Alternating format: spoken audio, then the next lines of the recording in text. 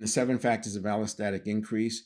When you are working on building development plans for people, working on things for yourself, to keep that neurotransmitter production high, these are the 7 factors: intention, novelty, precision, balance and complexity, progression, intensity and explosiveness, struggle at the edge of ability. If you think about it, gaming, which, we all know somebody who plays games 10, 12 hours a day, gaming employs all of these. They have the different levels. Your intention is to get to that next level. Each level brings something new. They require more and more precision. The balance or complexity is there. It gets more complex. You have to figure out who's the friendlies, who's the aggressors.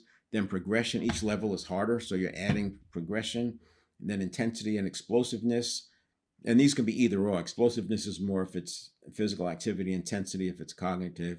But yeah, the game gets intense. That's why people can't talk to you. I'm gaming, right? I'll talk to you when I take a break, because they're so intense, and then struggle at the edge of ability. That's the whole thing with the levels. This is why it's addictive.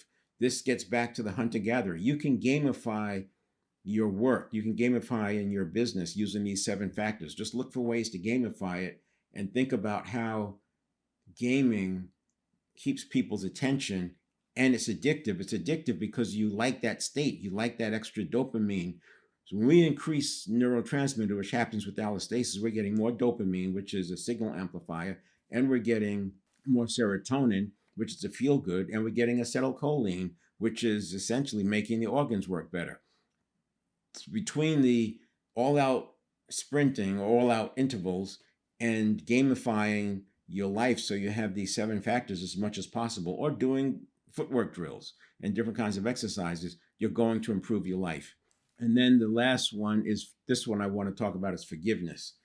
And again, I said it's not morality, it's about performance hygiene. I've seen people who are very, very capable. They are 100% knowledgeable about how to have a good life and all the precautions and the best practices. And then you see them get thrown for a loop on the emotional side because of a relationship situation. And a lot of times it's relationship stuff from when they were 6, 7, 8, 10, 15 years old, 20, 30 years earlier. And they're having crash outs today because of that. So this is why I say you want to forgive the people who were involved. You want to forgive yourself.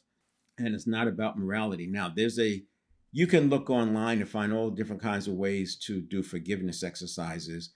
And for some people, it's very difficult. Well, there's few things to keep in mind. One is we're not telling you to expose yourself to new pain. This is about forgiveness so that you no longer have open wounds. You can forgive and never see that person again.